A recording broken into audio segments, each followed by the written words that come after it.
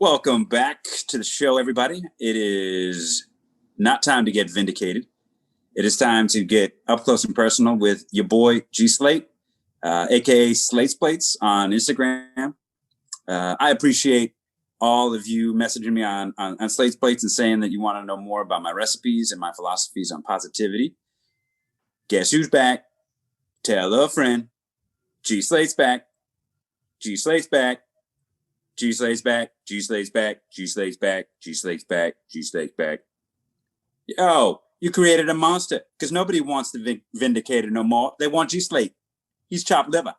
Yo, you know what? I decided to steal the show because I had so much fun and because I know so many more people have messaged me on my Slate's Plates Instagram page than have been talking to Vin about his positivity. So without further ado, let's get to your questions, okay? Because I know that you want to hear from me. Hold up. What happened here? What happened here? I just went to get some coffee and I came back. I just came back. It's time for you to get slatified, my dude. This is no longer your show. Roger. Because and you know what? Since you're here, me on behalf of your fans, you know what? We have some questions for you. It's time we turn the table on you and ask you some very thought-provoking questions. Well, bring it. So if you have a minute, bring it on. So your fans are curious, what preempted this YouTube channel? You know, what happened? What created your passion to create this YouTube channel? How did that happen? How did this YouTube channel come to be? Great question, Gary. Great question. So first and foremost, this whole channel came about when this coronavirus thing that was happening out there that's really impacting our nation, the world. And I wanted to find an opportunity within the specs of what I can do to just make an impact, just to really make people feel positive, bring an extra smile to someone. Now, I know I put all kinds of videos out there. I put videos of me singing, dancing, all sorts of things out there, interviews and things like that. By the way, I appreciate our conversation last time. To really interview people and touch on what positivity is, because we need some of that right now, Gary. I feel like what's going on in the news right now, whatever I can do. And if I can impact one person on my video, I'm happy. You know, right now I got 74 subscribers or so or whatever, but if I just impact one person, I'm good. That's why I started this whole thing during this time. So I dig it. And you know, you give high praise to positivity, but I'm kind of curious, and your fans are kind of curious as to what is positivity to you? What does it mean? I mean, is it a concept? Is it a lifestyle? Is it a practice? I think that so many people have heard what positivity is, according to a variety of different people, and everybody has their own interpretation. So what is your take on positivity? That's a great question, man. The tables are turned. So I know last time we talked about positive realism, right? The conversation we had, Gary. For me, being positive, here's my take on it. Being positive is a mindset, maybe 5% of the time. The other 95% is complete effort. Understanding the limitations of the situation you're in and actually willingly be positive and imbuing on top of that percentage of effort, right? So, but a lot of times people look at me, Gary, and they say, Vin, why are you faking positivity? Why, you shouldn't fake it. You gotta be real. Well, the thing is, before I'm being positive in front of people, I understand, I look at the situation, I try to find out what is going on, what's all the negative side of it. Now, what do I want? I want to overcome the situation. We all want that. But some people want to get into this, like, I'm stuck mentality. Like, I'm just stuck. I can't do anything about it. But in actuality, if you set your intention and you put your mindset as positive and reinforce it with a lot of effort, the outcome typically is in your favor. no matter what the situation is, at least me being optimistic. But being positive, I think I had a conversation with a friend earlier, and she was telling me about how positivity can be toxic, where people are saying that I'm positive, wishful thinking, but they don't do anything about it. I'm going to, lose 100 pounds. I'm going to make $1 million. And they sit there and expect $1 million to come down the tree, or they expect them to naturally lose all 100 pounds without doing anything. And so that's kind of called being fake positive or whatever that's called. But for me, it's like, how do you be positive, lose the weight, get where you want to be, yada, yada, yada, but reinforce it with effort. And so that's where this whole positive realism, at least for me, came about. A lot of my friends, a lot of my family, they look at me like, Vin, you got to be realistic. I am so realistic, Gary. I look at the situation from multiple angles. But at the end of the day, Gary, like where do you want to be? You want to be happy? I want to be happy. Whoever's listening to this podcast video wants to be happy. The question is, how much effort are you going to put into it? And how much positive reinforcement, what words are coming out of your mouth? What is your intention?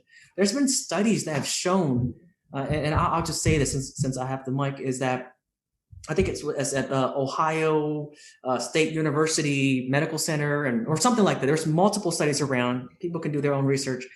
Is that when you're just setting the intention, when you're just trying to think positive, put it out there, genetically under your code, you upregulate multiple genes for health and downregulate multiple genes for stress simply by thought alone, because your body can't tell the difference if you're thinking it and what's actually happening outside, which is amazing if that's the case. And if our intention can actually upstart placebo, then why don't we do it willingly? Anyways, positivity, but also being real is the most important thing. Gary? I love that. But, it's interesting because I know that a lot of your fans and those that will, see this video or those that you interact with, everybody becomes your fan. So I guess we could just use that terminology and say all your fans. Kind of curious because, we're human beings and we're challenged. And, you could be the guru of positivity, but at the same time, you're still challenged. So how do you personally get yourself into the mindset that no matter what the challenge is, that you're going to be able to get back to being positive? Like, what is your secret with that? Good question, Gary. That's heavy. For me, it kind of actually comes back down to a few angles we can look at this. There was a book written on habit where someone, I think the doctor did multiple studies where he found that in order to change a habit, it takes 21 days. 21 days, 266 days. Let's just say from 0 to a year, right? In a year, you can actually change your habits, your lifestyle. So me knowing that now is my question. It goes back to effort. So no matter what the negative situation is or whatever situation I'm in, I know that if I stick with it simply by thought and action alone, no matter what society is saying, that if I turn it into a habit, then the rest is history. So for example, I don't know if I told you this earlier, is I'm on a goal right now. Not only did I, when I first started fasting, I did it for 10 days. Everyone thought I was like crazy. Vin, what are you doing? Until I did it. And then I did a 21-day fast and I did a 28-day fast. And now I'm just breaking goals, man. I'm hitting where I want to be weight-wise, work-wise, career-wise. And now I haven't told you this bit, but I'm on a goal to get do a split like Jean-Claude Van Damme. Yeah, dude. Today is day number 14 of trying to do the split. I love it. Everyone's like, oh, Vin, you can't do it. You can't do it. The thing is, I know that if I stick with it, it becomes a habit. Because what's worse is self-negative talk, right? We're always telling ourselves that we can't do it. We can't do it. We can't do it. We can't do it. We are our worst critic. So if I stick now, it's crazy that when I first started doing this whole split thing, day 1, day 2, my body's like, Vin, why are you doing this? Why don't I just go watch a movie or something? But now I'm on day 14, day 15, my body's craving it. Not by thought, but by habit. You do it long enough, you get stuck with it. And so initially being positive, it's almost like an exercise. If our brain is one of the biggest muscle in our body group, if you train it consistently to think positive, to always look for the green grass on the other side, it's automatically programmed to do so. Because when I was growing up, I don't know if I might as well share this with the viewer. When I was growing up, me and my family, we always try to look at an angle where we want to identify all the negative side of it. Oh, we can't do this because of this. And then we limit ourselves. Okay, if this is all we can't do, so why do it anyway? But I found that as I continuously brain myself to be positive over time, it just sort of allows me to get over that roadblock mentally and then actually make that decision to try to do a split, make that the decision to do a 28-day fast that I thought was initially impossible. So think about it. 100 years ago, you can't get on the moon. 100 years ago, you know what they said to Gary? They said in 1960, 50, I forgot what exactly, 1940, I think, they were saying that no man, this is written in a scientific book at the time, no man can ever run a mile in less than 4 minutes. Mm-hmm. Until this guy, I forgot his name, Robert, I forgot his last name, he did it. And once he did it, 20,000 people after him did it. They ran less than 4-minute miles. And that was, you know what I'm saying? So what is possible and what is not? I think it's up to us to define. And for me, I think being positive gives you that extra edge. It doesn't guarantee you success or anything at all. It just gives you a mindset that allows you to get there better. It is my understanding. I hope that kind of comes around in a circle to answer your question here. And dude, I appreciate that, and it really touches me because you bring up positive habit forming and implementing. I think that's huge. And one of the things that you referred to in doing that is your fasting. And you were the one that introduced me to intermittent fasting, and I'm still doing it. So, just prior to this call, it was about noontime, and that's when I got my first meal. And it's amazing. Hey, I'm a bigger guy these days. As we talked about in the previous video, I'm a dad now. I don't have a lot of time to work out and to do anything. But and back in the day, we'll say when I was really young, I was really active. My metabolism was a lot quicker. And as we, I'm not sure, in terms of your fans, and I'm sure you have some young fans whose metabolisms are really fast and they can eat whatever they want, so to speak, and they're very active. And then as you get older, you get bogged down by a variety of different things, whether it be children, whether it be health things, whether it be work, you name it. There are things that are challenging for you and things that take up your time. Yep. But one of the things that I've noticed, and I still got some work to do, you know what I mean? But doing the best to stay active and remain active and to create habits with good eating habits and good, keeping active habits. And those are all positive things. We have so many bad habits that we can latch onto, but that positive habit forming, it really touches me. And I think it's huge. It really is huge. So thank you for sharing that. No, of course. Thanks for asking the question, Gary. And can I add something to that too? On that topic, is with positive habit building. I wonder, and it's a question to all the viewers out there, like when people are saying they have a goal or they want to set something, why do people wait until something happens before they can make a change, right? Like they go through the holidays, oh yeah, New Year resolution, but then they don't do any work behind it in order to get where they want to be. And so I just want to remind people that it's being positive, and positive habits requires tons and tons of effort to really keep grinding every day until it becomes a habit. until you crave it. And when you crave it, like it or not, whatever the negative mind says, you're set, you're set for success because you're going to continue doing it. And it's amazing how, thank you for the comment on intermittent fasting. And I'm a huge fan on that because I find that it allows the body to cleanse and all that kind of stuff. And I'm so glad that I influenced you to do intermittent fasting, Gary, because it's helpful. And we can talk on that in another conversation. But I'm glad I inspired you on that for sure. Right on. And it's interesting because I started talking about bad habits, right? And the opposite of that obviously is good habits. And it's interesting because you also talked about choice. I think about the fact that we are choosing to do bad, to latch on to bad habits. And just as easily we could latch on to do good habits. And I think what you're touching on when you talk about choice is that it's our choice what we latch onto. And it's just as easy to latch on to bad habits as it is good habits. So, it's an interesting topic. And I'm glad that you kind of broached those because I think those are the things that your fans need to hear. It's not necessarily what we want to hear, but I think people need to hear that because that to me is crucial in changing people's mindsets and getting people to understand positivity. Right.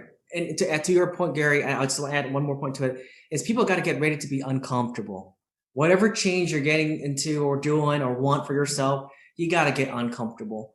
Like if you want, you want to make $1 million, you're going to have to be sitting, doing interviews 1,000 times a day. You got to, you want to lose 50 pounds, you got to run 50 miles a day. I'm exaggerating here, but people need to get ready to get uncomfortable because out of the uncomfortable, things happen. Miracles, whatever it is, things that you set for yourself, you'll get. But a lot of times people don't want to be uncomfortable, Gary. I don't understand that. They want something, but they want it quick, fast, and they don't want to do anything about it. You know what I'm saying? Like, and that is kind of contrary to things that you actually have to work for in order to get. You know what I'm saying? And so I really hope the viewers listening to this is that they put effort into it. They set the positive habit and they also get ready to get uncomfortable. And that's the only way to grow outside of your comfort box, right? And that's, because if you stay still, like static water, what happens when water stands alone and does nothing? If it gets stagnant, it gets dirty quick. But if it continues to move, even millimeters, I'm doing the split, Gary. And so every millimeter to me right now is a miracle. Dude, I'm getting close, man. I wish I could just try to do it here, but my camera angle won't show my split. So, but it's getting close. But back to you, Gary. Go ahead. Sorry. So, that I love food and I love cooking, and I've really kind of catered my meal preparation and cooking into more healthy meals and ones that I can do as in the least amount of time as possible, because obviously I said, all the things that I have on my plate. So I'm kind of curious as to if you were to take all of the knowledge and from the research that you've done and the conversations that you've had with other people about positivity, and you were to put it into a key takeaway positivity recipe, what would be the ingredients? And sort of like the the actual instructions that you would prescribe to your fans and to. Yeah. That's well, I'll state it like this. When we're born into this world that we're in, everyone has their own unique footprint, right? They get their own unique footprint. I mean, everyone's fingerprint is almost different. Everybody, it could be billions, right? Even more. And so to everyone's strength, we all have strengths, we all have weaknesses, right? So I'm trying to set out the perimeter. So understanding our strengths, understanding our weaknesses, understanding our intention, I think is one of the most important ingredients to this positive recipe. Because if you set your intention towards your want and you stay the course, so there's a bit of perseverance, commitment, building the habit, setting your intention. Once you set the intention, now my research has shown that, and I think I alluded to this earlier too, is, we all think that we're predetermined something. Oh, my great grandma and grandfather, are all diabetes, so I'm going to have it too. But there's something called epigenetics, where it's called on top of the gene. And basically, it's the environment you create for yourself that will influence whether that gene is upregulated or downregulated. You feel me? So we have a factor in there. So the recipe to being positive, right? I'm just going to recap again. Set the intention, train your mind to think and believe in what you want and know your end goal, right? Now, I can speak I'm jumping back and forth here, but 99.9%, you can ask anybody, do you want to be happy in life? They'll say, yeah. Okay, right? So understanding that your goal is to be happy. Everyone's goal is to be happy, right? Accepting the fact that our time is limited on this earth. So are we doing the best we can? Are we making the most impact out of our lives as much as possible? So this philosophical understanding of life and where you want to be, and life is short, all that kind of stuff, get it ingrained in you so that the decisions that we make, the choices that we make reflects those intentions. Am I doing enough to be happy? Am I impacting enough lives? Life is short. Am I helping my mom and dad? Am I raising my kids well? How can I raise them better? How can I improve my life just a little bit more every single day? Because everyone's unique. There's no way I can set out a recipe, but if they set their intention and their philosophy in life and remind themselves every day where they need to be and where they need to go, we can take steps towards that. Can you imagine if everybody on this earth is acting on positivity, is acting, on positive, using that as the core of all your decisions? Dude, we'll save the Amazon. Dude, no more wars, love and peace. Right? And so I think that's where the basis of my ingredient to positivity is intention. Because intention ultimately, at the end of the day, drives placebo, drives change in your life, and stay consistent, super consistent. If you say you're going to lose 50 pounds, give it for example, a lot of people say, Vin, you can do the split in 30 days. I'm like, that sounds good. But you know what? I'm going to give myself a year. And I'm going to do it every single day. So I'm doing yoga and split exercise every single day, Gary. No breaks. Like my hips are sore right now, man, but I ain't going to stop because I know that if I stop, then I'm going to go backwards. And let's not do one step forward, two steps back, right? Or one step forward, one step back, basically end at zero. So I'm going to continue forward. And that's the only message I want to pass to the world. Stay consistent, get uncomfortable, create a habit, move forward, set the intentions, and don't stop is the ingredient. Thank you. I love it. And I think that it's a great way to close out this interview. That's all the questions that we have time for today. But, I got to tell you that I hope that as a result of this video, your fans, they take this challenge, they set their intentions, and make of it what they will in a beautiful baked or cooked creation. And that being said, I tell you, you did an excellent job with all of these questions and clearly proved to me and all your fans watching that you are the positivity guru. So that being said, you can have your show back. I'm going to go get my own. Thank you, Gary. I love you too, man. You the man. Hey, y'all, if you like content like this, show some love by clicking the like button below, hit subscribe, and please comment. Good or bad comments, just keep it real, keep it original, and keep it coming. I promise you this is not just for my own selfish vanity, but a way to really gauge where to improve content and keep spreading the love back to y'all. So by the power invoked in an average Joe like me, I will wish everybody a good day, great day. Be awesome, be well. Remember to be positive. Peace.